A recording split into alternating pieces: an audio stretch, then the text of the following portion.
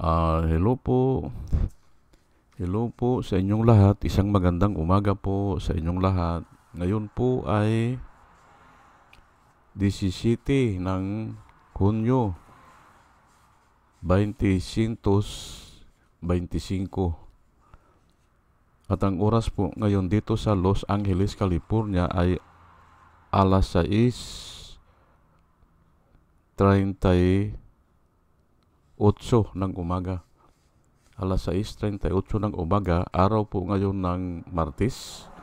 At nais ko po mag-vlog mga kababayan, mga minamahal, patungkol po dito sa si Bato de la Rosa ay biktima ng AI o Artificial Intelligence. Ayan po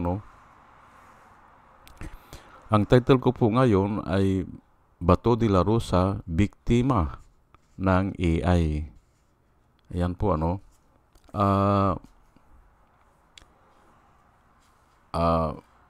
Aywan mo lang kung hindi niya alam o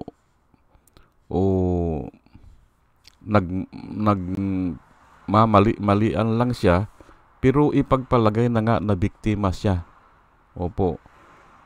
Ipagpalagay na talagang hindi niya alam na AI yun o hindi nila ginawa yun. Ang sabi niya kasi ay mas mabuti pa daw yung mga estudyante, hindi ba?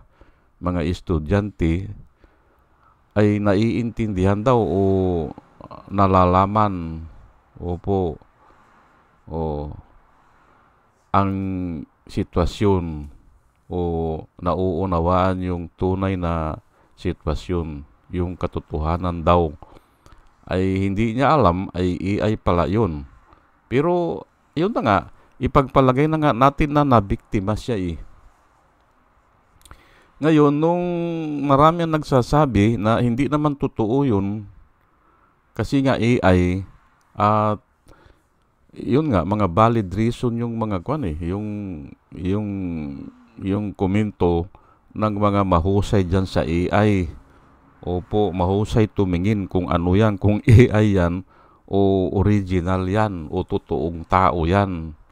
Ay hindi naman pala totoong tao. Ngayon, ito po ang sinabi niya, Sabi ni Bato, hindi bali AI, basta may mensahe o may message. Yun ang sabi niya.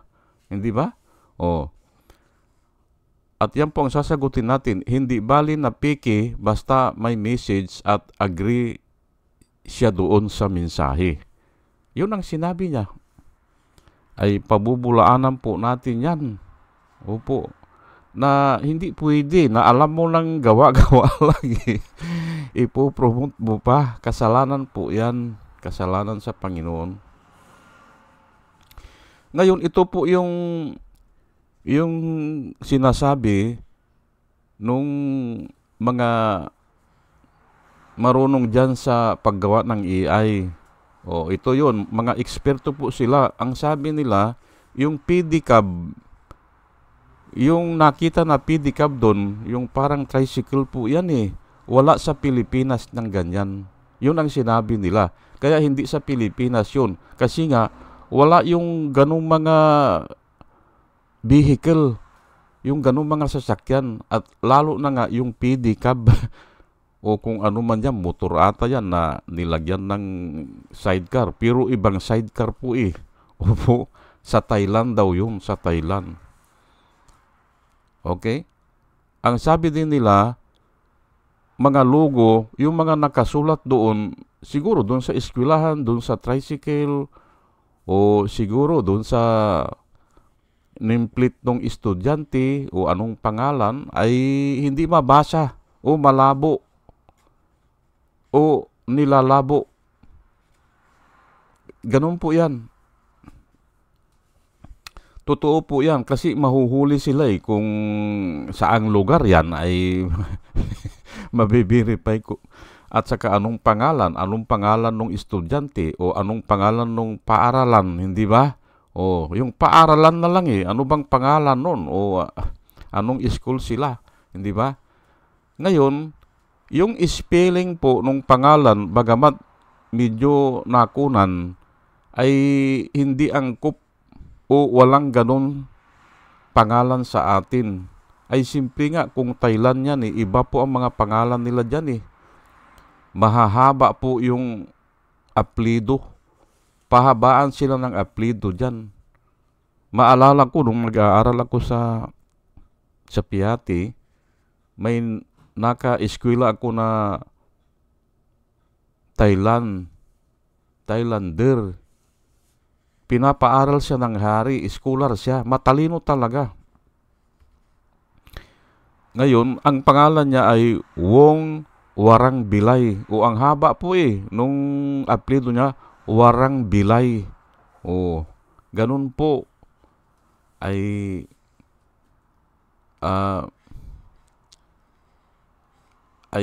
yun nga nakikita po yan na yung pangalan ay ay iba kisa sa pangalan ng Pilipinas. Alam nyo po, nung ikikwento ko lang po sa inyo nung 2012, mga September o October, nasa China po ako. Pinadala ako ng kumpanya namin doon para mag-demonstrate ng yung binibenta namin na yung water purification. Yung pong mga wastewater na nanggagaling sa kumpanya, actually sa industrial waste po yun industrial waste. Ngayon ay inaayos namin yan. Mayroon kaming machine na binibinta, ay dinala doon sa China at dinemonstrate ko. Ngayon, tamang-tama naman yung may sigalot dyan sa Baho de Masinloc, China at saka Pilipinas. Alam nyo po, dahil sanay naman ako sa kasi nga nag-aral nga ako ng Advanced ROTC, tinuruan kami ng propaganda movement. Alam nyo po, pag nasa kanting kami at nagmimirinda o yun nga, yung kakain kami ng tanghalian, ay libre ako libre sagot ng kumpanya pinapalabas po doon sa television, doon sa malaking screen, pinapalabas doon sa kantin, pinapalabas nila na yung Philippine Marines minamaltrato yung mga Chinese fishermen. Minamaltrato, hinunguli, isinakay sa barko ng Philippine Navy, tapos ang nagmamaltrato mga Philippine Marines. Pinapakita po yun. Pero nung kasi malaki mga litrato, yung actual talaga, actual footage talaga. Ngayon, hindi ako maniwala na totoo kasi hindi ko mabasa yung pangalan ng mga Philippine Marines. Opo, hindi ko mabasa Sinubukan ko talagang basahin, pero wala kahit na isa sa kanila, or doon na nakapokus, pwedeng basahin, pero parang hindi ko mabasa kako. Kaya hindi ako maniwala na actual yun. Ay, alam ko naman ang mga apelyido ng mga Pilipinas ng mga Pilipino De La Cruz, hindi ba? De Los Santos, Garcia, ganyan po ang mga apelyido Ngayon, ay bakit hindi ko mabasa? Ngayon, dahil nga sa propaganda yan, ay yung mga counterpart ko doon, na mga engineer, ay bakit ganyan, Simon? Sabi nila, bakit ganyan na minamaltrato yung mga mangingisda namin?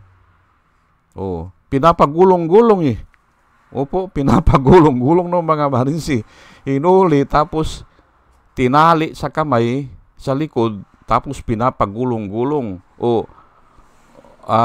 Tayo, upo. Pero karamihan pinapagulong-gulong, minamaltrato nga. Pinaparusahan, ay wala naman akong masabi. Gusto ko sanang sabihin ay hindi totoo yan kasi hindi ko mabasa yung yung Philippine Marines yung mga pangalan nila. Opo. Yun po ang ma-share ko lang sa inyo 45 days ako doon sa China. Saan ba yun? Anong pangalan nun? Nakalimutan ko na Pero ito nga alam po ninyo kung totoo man iyan,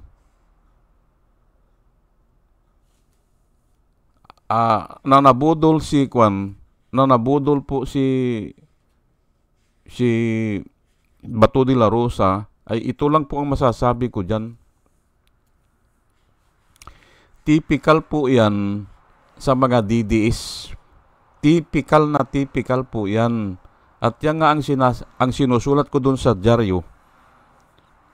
Sinusulat ko dun sa Philippine Daily Inquirer noon, ay mag-aral-aral naman kayo kako bago kayo magsulat. Kawawa kako yung maniniwala sa inyo.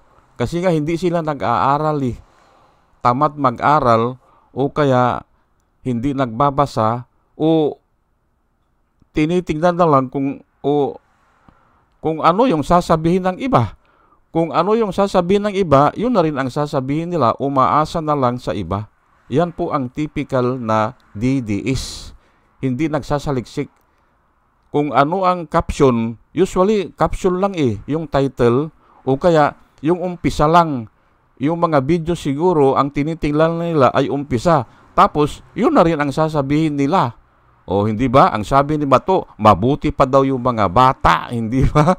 Mabuti pa daw yung mga estudyante, yung mga bata ay naiintindihan o naalalaman. O ay hindi niya alam, ay hindi nga totoo yun Walang ganun, hindi ba? O non-existent yan. Kung hindi, gawa-gawa lang. Sa computer lang yun. Ginawa lang. Malamang ay dinab lang po yun dab. Opo. O isinabay lang dun sa buka ng bunganga, ay yun na, hindi ba? Ganun lang po yan Kaya hindi po ako basta-basta naniniwala sa mga ganyan. At saka, hindi ko naman paniniwalaan kung deklarasyon lang. Ang ginagawa ko po, tinitignan ko po yung reason niya.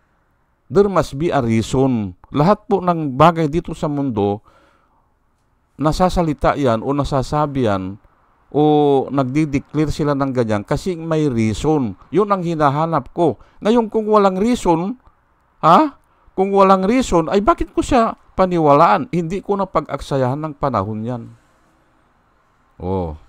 Hindi ba? Ganun lang po yan. There must be a reason.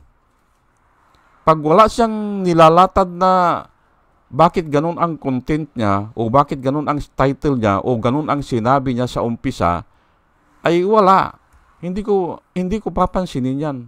Yan po pero bago ko po ibigay yung Bible verse para patungmayan na mali yung ginagawa ni Bato, na kahit na AI ay papaniwalaan niya o ilalakad niya o mali po yan, ay hayaan nyo muna po na batiin ko po muna itong mga sumusubaybay sa atin ito po sila at salamat po sa inyong lahat. Salamat po Rosada Narumi ng Japan, Al Ulalya ng Bacoor, Pampanga, Libra Girl, Alex Sarmiento, Dolor Garcia ng Milano, Italy, Nana Antibi ng Bahrain, Will Utaib ng Laguna, Nilson Balyaran, Julia Magbanua ng Singapore, Andre Deliver, Arnold Fernan ng Cebu, Larry Narbais, Jos Chalan, Elinita Sklapler ng Germany, Bin Pono, Leti Peralta ng Mamburao Occidental, Mindoro, Maribel Baligat Culio, Querticu, Jonah M., Rinaldo Aventino, Mel Herrera ng Evanston, Illinois, Ernesto Aburque, Placer E. Duarte, Yasmin San Juan, Roman Di Paz, Mary Grace Santos Pacmando, John Cabrera, Luwin Sigako, Ike Maglasang, Linda Trasmonte, Linda Walton, Sasha Andigwid, Lenny Bungat, Agripino C., Eduardo Gonzales ng Singapore, Bumble D., Juana Duco, Ernesto Honrado, Josephine Lucas, Bert Abogado, Dimitrio Pascual, Soledad de Maculangan, Brenda Martin, C.J. Torrio, Melchor Tolentino, Brother Pacamara, Manuel Lim, Danilo Magno, Lawrence Alindayo, Edelberto Infante, Bus Reyes, Paul Vincent Lim, Sonny Gaya, Rupino Baldos, Betty Velasco, William Eli, John D. Cinco, Victorino Ripran, Norman Nabatar, Bonifacio Avila, Danilo Magno, Carl Alman, Salvi Ibanez, Dubos Ticton, Tib Mercado, Bernadette Francisco, User P.O., Cyril Andres, Hermihinil Dugardi, Rubin Delpin, Mama Gina, Lanzo Mintak, Leonardo Acebis, at saka si Jose Tosi. Salamat po sa inyong lahat. At ito naman po ang mga vloggers na nire-recommenda ko po sa inyo na ating panoorin at suportahan. Ito po sila, no?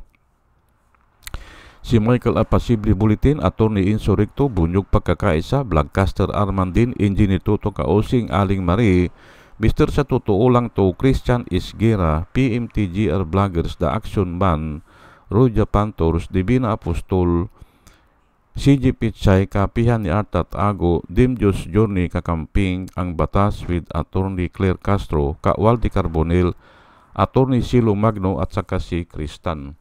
Ugaliin po natin na makinig sa kanila at nakikita ko po na sila ay nagbablog para po sa ikabubuti ng bayan. O sige po, at tayo po ay tuloy-tuloy na ano po ang sinasabi ko? Mali yan na ginagawa ni Batu de la Rosa. Na alam mo nang hindi totoo, na alam mo nang AI lang, ay paninindigan mo yan. O mensahe daw. Ay non-existing nga po yan eh. It is a lie. Kasi nga, wala namang tumatayo na tao na ganyan. Oh. Mabuti sana kung binayaran lang yung tao at nagsalita siya. Pwede pa siguro, bayaran siya. Ay, ito AI talaga eh. Non-existent yan. O it is a lie. You believe in a lie. Yan po. At yan po ang binabanggit dito sa 2 Thessalonians chapter 2, verse 11 at saka 12. And for this reason, sabi po ni Paul, and for this reason, ano po yun? Ayan nga, you believe in a lie, hindi ba? Oo. Naniniwala ka dyan ang gusto niyang sabihin kasi ay totoo. Ay, hindi nga totoo yan eh. Oo. Ganun na kababa. O ganun na ang level ng kanilang reasoning. And for this reason, God will send them a strong delusion, hindi ba? Oh, will send them a strong delusion that they should believe the lie, or they will believe in a lie. Ayan po, hinayaan na sila ng Diyos, o ang Diyos pa mismo ang parang inudyukan na sila na paniwalaan yung mga, ang delusion kasi yung mga imposibleng mangyari Delusion? Opo. At hindi lang delusion, strong delusion. Yun nga, paniniwalaan nila ang mga illusion o kung ano man yan, na hindi realidad ng buhay. Mabuti pa daw yung mga estudyante, mabuti pa daw yung mga bata, yung Generation Z, hindi ba? Generation Z yan eh.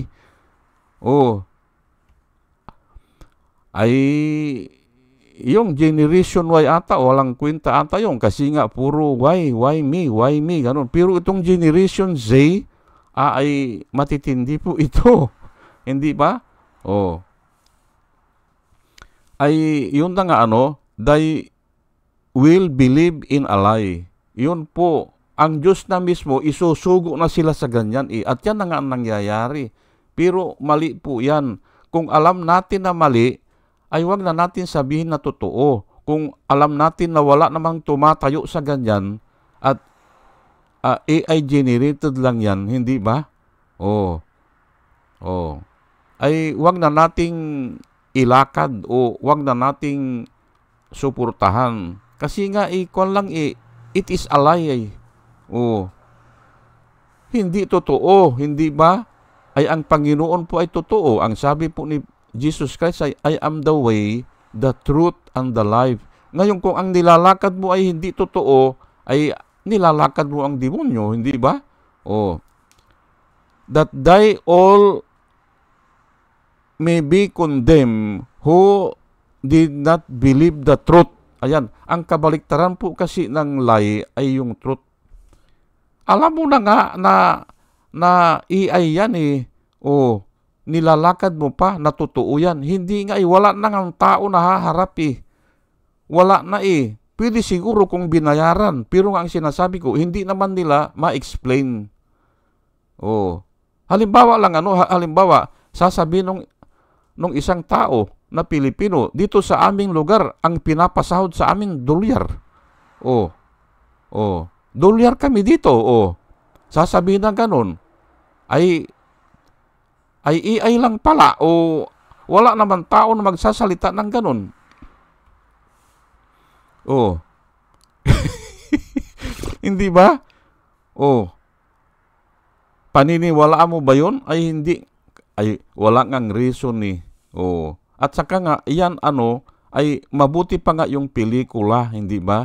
Yung pelikula, naaaliw tayo dahil nga gumaganap eh ng imposible po eh. Pero tayo, naaaliw tayo dahil yung mga gumaganap, nabibighani tayo sa kwan nila, sa forma nila, o dun sa, siguro, sa kagandahan nila, o matikas ganyan, o ay alam mo naman ang tao, hindi ba? O last of the eyes po yan eh. Pero ito ay, bakit ka mabibighani sa ganyan na AI nga lang yan eh? O, hindi totoo yan. O, of course, yung mga artista ay binabayaran naman sila, hindi ba? Kasi nga ang tao ay gustong makakita ng mga imposible, hindi ba? O, ganun po yun. O, pero ito ay AI lang ito eh. Ginawa yan para lukuhin ka. Ay bakit ka papayag na lulukuhin ka? Yan po eh. Hindi ko malaman kung paano ko explain pero halos ganyan po ang sa iba-ibang angle ini-explain ko para maintindihan po natin at ginagamit ko po ang salita ng Panginoon. Ulitin ko lang po and for this reason God will send them a strong delusion. Oh. Ayan nga, magpapadala pa ang Diyos. Hindi ba? Oh, maniniwala sila dong sa mga hindi totoo o yung imposible mangyari o yung nga yang ang ganyan. Oh. So that they should believe in a lie. Ayan na nga. Alam mo nang hindi totoo, tapos ang sabi pa niya yung mensahe daw ay totoo. Ay walang ang tumatayo na tao na ganyan eh. Walang estudyante nga eh. O paano mo sasabihin na totoo yung mensahe at hindi ma-explain? O hindi nga in-explain ng estudyante. Kasi nga po dapat i-explain niya. Bakit ganun? O bakit yun ang paniniwala niya? Yun po ang hinahanap ng mga tao, yung logic o yung reason. There must be a reason kasi eh. Oh. Ayan po at ngayon nga ay nakikita ko po na parang naiipit na. Opo. Pagbukas ko ngayon ng computer ko, tinitingnan ko yung mga vlog, parang naiipit na sila kasi may nabasa ako kanina na yung Supreme Court ay baka kastiguhin sila ito. Yung 18 na pumayag sila na i-return. Ayan po. Pumayag sila na dapat hindi na ganun eh. O i-return o i-remand, hindi ba? Ay marami po yan eh, nasalita po eh. Pwede pong sabihin yan, yung ginawa nila, ni-reject. O, tignan nyo po doon sa Thesaurus. Ang daming salita po doon na pwedeng ihambing sa remand. Ang dami po, isa po doon ay i-reject. Mali po yan. Bakit nyo i-reject yung trabaho ng ibang ahinsya? Hindi ba? Trabaho nila yung mag-initiate. Bakit i-reject nyo? O bakit sisitahin nyo? O bakit hihingi pa kayo ng sertipiko para ipatunay na tama yung ginawa nila? Ay, you are crossing over doon sa power nila. At saka, ay kaya nga nila pinirmahan po yan eh. Oh, kaya nila pinirmahan yan kasi alam nila na tama yung ginawa nila. Oh, tama sila, tiwalang-tiwala sila. Oh, ngayon ay bakit nyo i-return? Oh, pwede na bang sabihin na, ay tika muna, ay baka mali ang bilang nyo? Oh, kung nag-proper trial na, hindi ba sa proper trial na, sasabihin, tika muna, binilang nyo ba agad yan? O, ayun na nga ang sinasabi ko eh. Bakit? Hindi ba alam bumilang ng mga congressman? Ay sa daliri lang yan, bibilangin? O, bakit? Yung bang Sergeant at Arms dyan o yung Secretary ng Senado, hindi alam bumilang ng 1, 2, 3? Ipabilang nyo na lang. Hindi ba? Hindi pa yung sertipiko. Ay kalukuhan po yan. Isa-certify pa. Yan po ay inilalagay nila ang usapin sa ibang usapin. Yun po. Ako alam ko yan na pag nilagay nila doon sa usapin na ibang batas, nawawala na yung nawawala na yung pakay kung talagang nagnakaw ba si Sara o hindi. O pwede bang patunayan ni Sara na hindi siya nagnakaw? Yun po ang usapin dyan eh. Sa impeachment, hindi doon sa ilan ng bilang. Ay naku po. Bakit hindi nyo ba alam bumilang? O at saka bakit? Yung bang mga tao dyan sa lower house hindi alam bumilang? Ayan po eh. Kaya nga humihina na sila ng humihina at ang mga tao ay nawawalan na ng gana. Opo, dyan sa asal, lalo na si Joel Villanueva. Ako nga eh, binubuto ko yan eh. Yung sibak noon, nangangampanya po ako dyan. Hindi ko alam kung 3 bisis akong nangampanya dyan eh. Pero nung bandang huli, wala naman palang ginagawa eh. Citizens kwan siya eh. Ano ba yun? Yung against corruption siya eh. Oh. Ay, wala naman silang naipapakulong. Wala naman silang kinakasuhan. Ay, tama na kako yan. At ito na nga, yung asal niya, hindi ba? Oh, inuudyo ka niya si Aimee. Sige, sumigaw ka na. Sabihin mo na, point of order, para huminto na yan si Risa Ontiveros. Oh, hindi ba? Adi kalukuhan yan, hindi ba? Ayan, kaya bumaba ang iyang 18 na yan, ay nakikita po ng tao yan eh. Hindi nila siguro na alam na mayroong mga nagbibideo sa likod nila, hindi ba? Yung mga cellphone, hindi ba? At naririnig po, hindi ba? Naririnig. Maari yung Senado ay kontrolado nila. Hindi sila ipapahamak nun. Yung video dyan sa Senado. Oh, kabisado ko po yan. Yung likod niyan, yung kwan, naandun po ang mga IT nila. Oh, sa audio, video, naandun po yan. Yung likod na parang mayroong yung salamin na hindi mo sila makikita doon sa loob. Naandun sila yan. Sila ang nagbibideo dyan, yung Senado. Oh. Ayan po yan lang po ang ma-share ko sa inyo they will believe in a lie. Ayan po ang sinabi ng Biblia. Ay totoo ba yan? Ay totoo po. Kasi nga bibigyan sila ng napakatinding delusion. Hindi ba? Oh. At kung umabot na kasi ang tao dyan sa delusion, ay ang susunod po dyan ay problema na. Mamumblema na sila. Kasi nga gusto nilang mangyari ganun. Hindi naman mangyayari kasi nga delusion po eh. Oh, illusion, parang ganun. Na alam mo hindi mangyayari. Mangangarap ka na ganun ang mangyayari, hindi ba? Oh, pero hindi.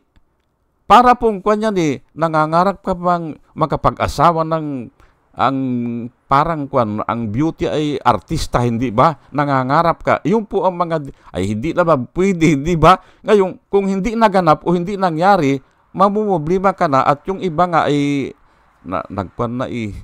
Oh, nadidiskaril na po eh. Oh, sige po, hanggang dito na lang po para maintindihan po natin. Ako po, nagsasalita ako dito, ginagamit ko po ang salita ng Panginoon para maintindihan natin. Tama yung sinasabi ng iba, okay na ako doon. Pero nga, dinadagdagan ko pa ng galing sa Ah, ito nga sa salita ng Panginoon. O sige po at hanggang dito na lang po at muli mga kababayan, mga minamahal, isang magandang umaga po sa inyong lahat at salamat po sa inyong pakikinig. Salamat po ng marami. Salamat po.